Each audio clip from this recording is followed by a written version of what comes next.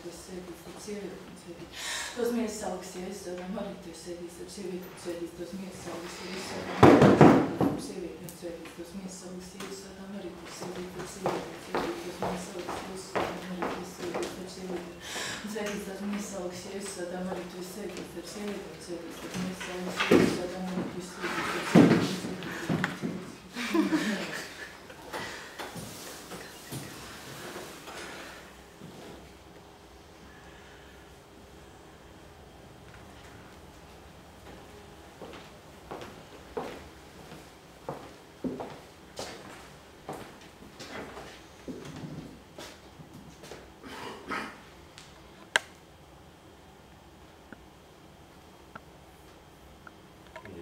Noslimoja 6 nedēļas.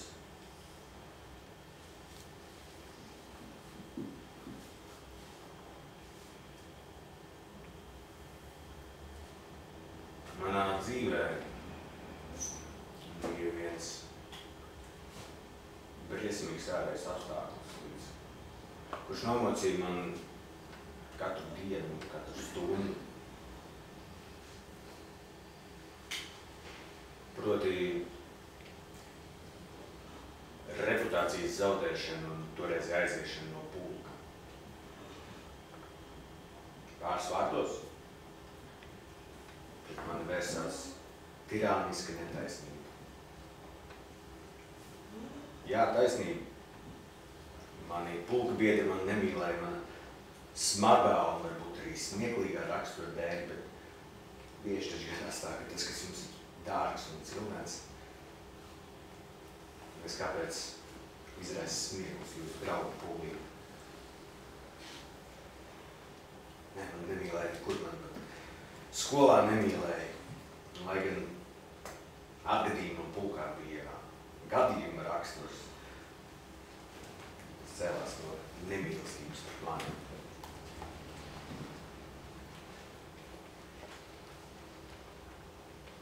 Es to saku tikai tāpēc, ka nav nekā pazemojošāk un aizvainojošāk, kā iet bojā gadījuma dēļ, kurš varēja būt un varēja nebūt. Atgadījums bija šāds. Teātrī starpbrīd iegāja bufetē.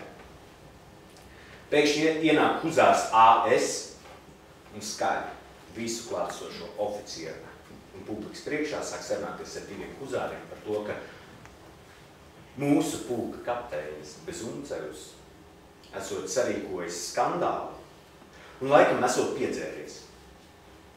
Saruna nevedās un tā vispār bija kļūda, jo Bezuncevs nebija piedzēries un tas skandāls nebija nekāds skandāls. Viņi sāk runāt par kaut ko citu un tā tas arī viss beidzās. Bet nākamajā dienā tas viss kļūst zināms mūsu pulkā. Tūdēļ viss sāk gvelst, ka no mūsu pulku oficieriem tur esot bijis tikai es, un tad, kad AS ir nekaunīgi izrunājies par Bezumcevu, es nesot pienācis klāt un pārtraucis viņu.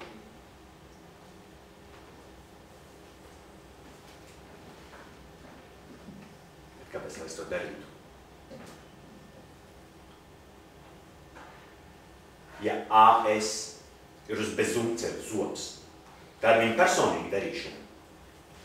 Kāpēc, lai es tur jauktos iekšā? Bet tikmēr pulkā izlēma, ka tā nav tikai personīga lieta, ka tas attiecas arī uz pulku. Un tā, ka no mūsu pulka oficieriem tur esot bijis vienīgi es, tad es lūk esot pierādījis, ka mūsu pulkā var būt tādi oficieri, kuriem nerūp ne savs, ne pulka gods. Es nevarēju piekrist šādam spriedumam. Bet man tika darīts zināms, ka es varot visu izlabot, ja es tagad kaut arī vēlu izaicināšu AS uz divkauju. Es biju saniknots un lepni atteicos.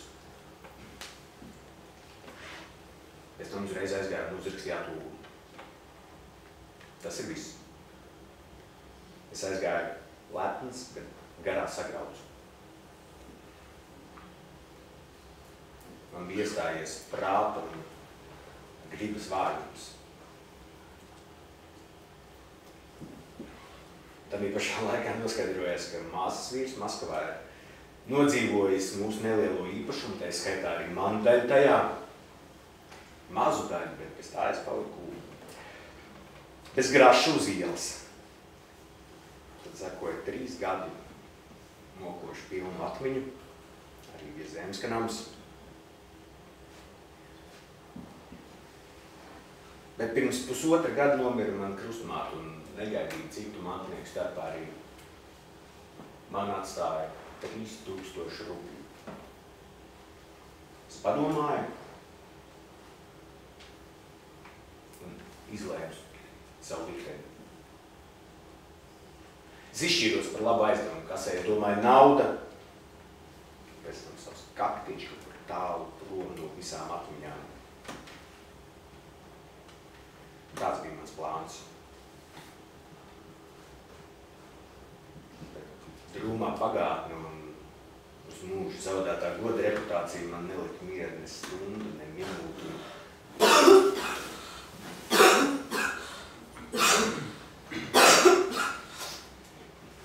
Un tad es apprecējos. Gadījumu pēc vai ne, es nezinu. Bet viņu ieveznams mājās, es domāju, ka es ievedu draugu. Jo man patiešām vajadzēja draugu. Bet es tikpat skaidri redzēju, ka šis draugs ir jāpilnveido. Jāsagatavo, un arī jāuzvar. Un ja nebūtu šī briesmīgā katastrofa ar revolveri, kā es viņai būtu varējis pierādīt, ka es neesmu gļēvulis un ka man pulka apvaino nepatiesi. Bet šī katastrofa piesniedzās īstajā brīdī. Nenobīdamies no revolvera, es atriebos visai savai drūmajai pagātnē, un neviens cits to neuzzināja, bet viņa to uzzināja. Viņa to uzzināja, tas man ir viss. Jo viņa ir vienīgais cilvēks, kurus gatavoja tikai sev. Šī doma man sajūsmināja, jo viņa nevarēja mani vairs uzskatīt par nelietu, varbūt par savādnieku, bet pēc visas šī doma man iepriecināja. Savādība, tas nav trūkums. Gluži otrādi reizēm tas valdzītas sievietes raksturu. Vienmēr sakot, es tīšām novilcināju atrisinājumu. Tas viss, kas bija noticis, man bija pilnībā pietiekami, lai manā dvēselē beidzot iestātos miers. Bet viņa, es toreiz domāju, pagaidīs.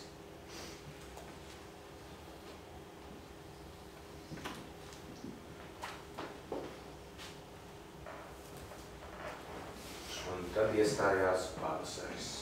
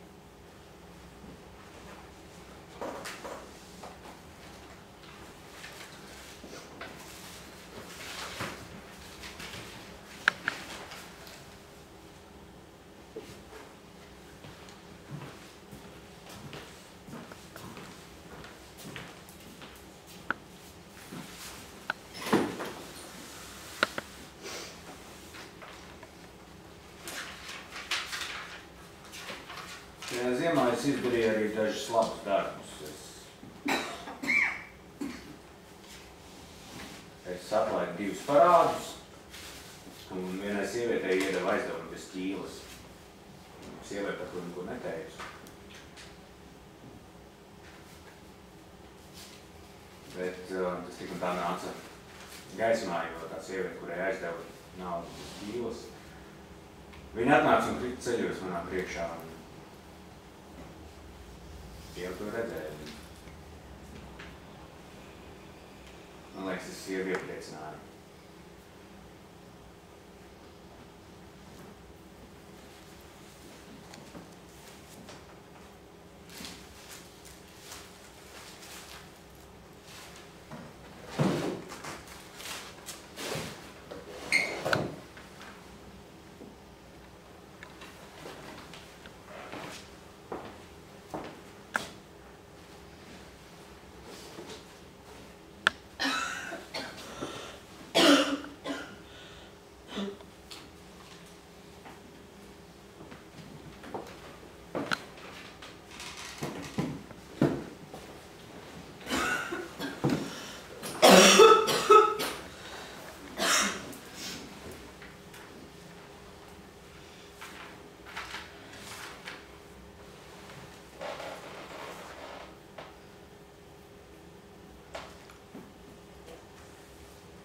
Man patika paslapeni uz viņu raudzīties, kad viņa kā parasti sēdēja pie savu galdiņu.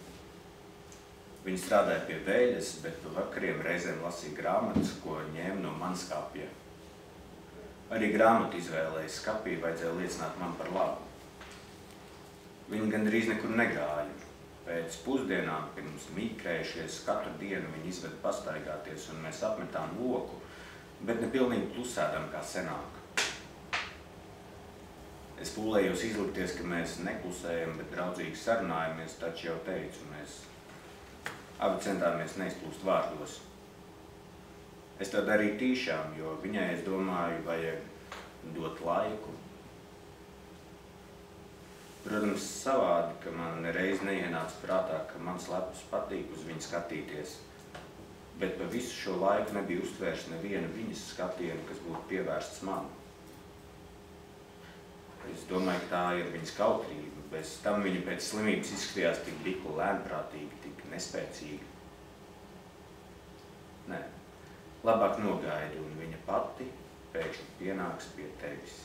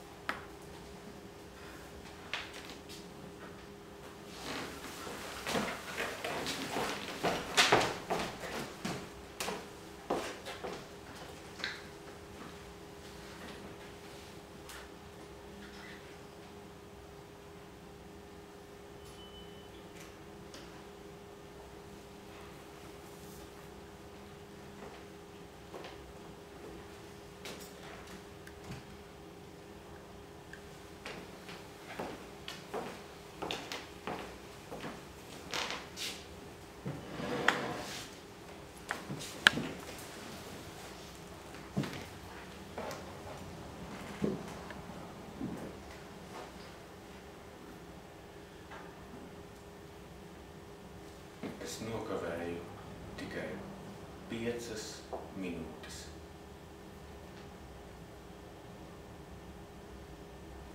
Ja viena